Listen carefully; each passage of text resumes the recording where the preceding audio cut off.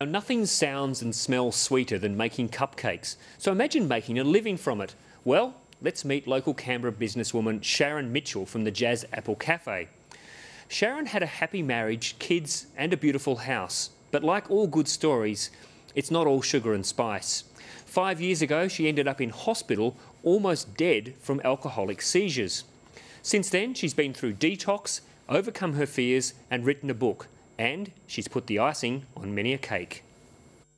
Well, we might get started on the icing first. So you can colour my world with sunshine yellow each day.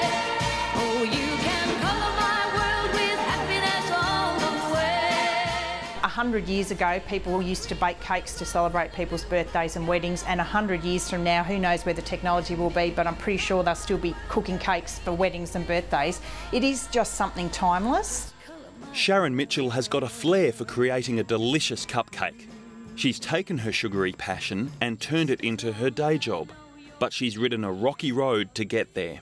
I couldn't understand why I wasn't happy, because I had a husband, I had 2 healthy children, we had a multi-million-dollar business, we had a great big white house on the hill in a great suburb here in Canberra, you know, 3 European cars in the driveway, children in a private school. I literally couldn't ask for anything more on paper, and that really makes it harder to get out of bed every day and wonder, why am I still not happy? Sharon has been addicted to alcohol for most of her life.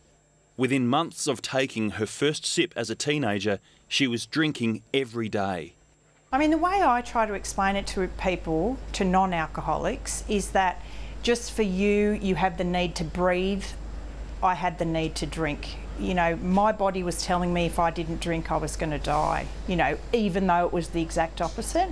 And that's what alcoholism does for you. You know, I just didn't have the ability to not to do it. I would get up in the morning and I would drink, but I knew how much I could drink to start functioning, because I couldn't function without the alcohol, but not too much that it would knock me out before I'd have to do things like get the kids to school. I lived 20 years of my life doing things that other people do as normal things, but I did them with, you know, the mother of all hangovers, all day, every day. I really like using this star nozzle that we use that gives that really nice piped effect that we have, because it does look like a really old-fashioned cupcake that your grandma used to make. Towards the end of my drinking, I got to the stage where I was drinking 24 hours a day, 7 days a week. And I ended up having 3 alcoholic seizures within the space of a really short time. In that last seizure, when I ended up in emergency, and the doctors literally said to me, Sharon, you're going to die, and you're going to die not later, but sooner. Going into detox was Sharon's only option, and the first step towards a new life.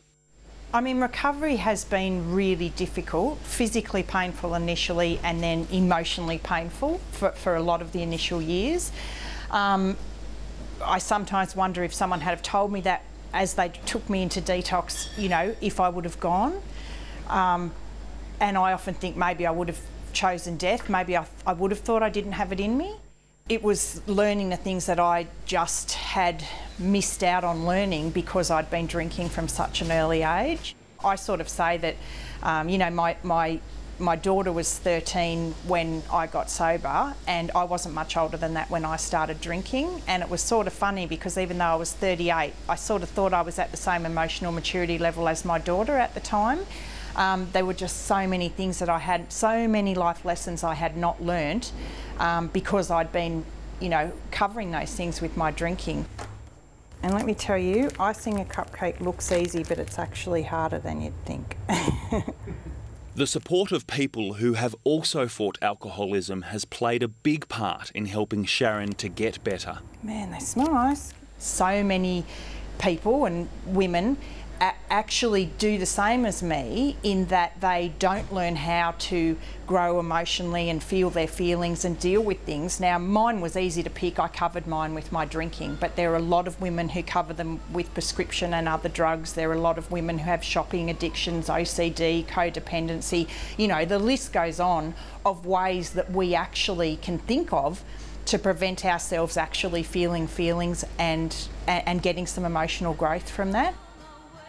One of the biggest lessons I've learnt in this whole thing is that growth comes through pain, through development, through learning things, and it's not always about finding the easiest way out with the least amount of feelings. And we do live in a society that makes it easy for us to say, I don't want to feel that feeling. I actually, you know, it's easier just to pretend that that's not going on and find a happy place. Sunshine, yeah. Sharon's still icing cakes, she's whipped up a book, and she's stirring up conversation with groups of women.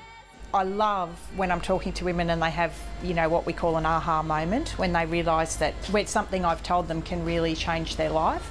So you can see how we can get through a few thousand a day pretty quick. Yeah, right. My life is so fantastic now that I really need to give back. I need to be able to give back and share the lessons, because it seems way too selfish to be so happy and have learned all these things and have such a fantastic life.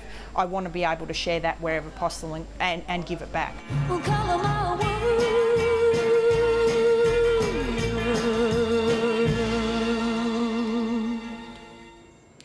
Adam Shirley was the reporter, and yes, a small number of cakes were devoured in the making of that story.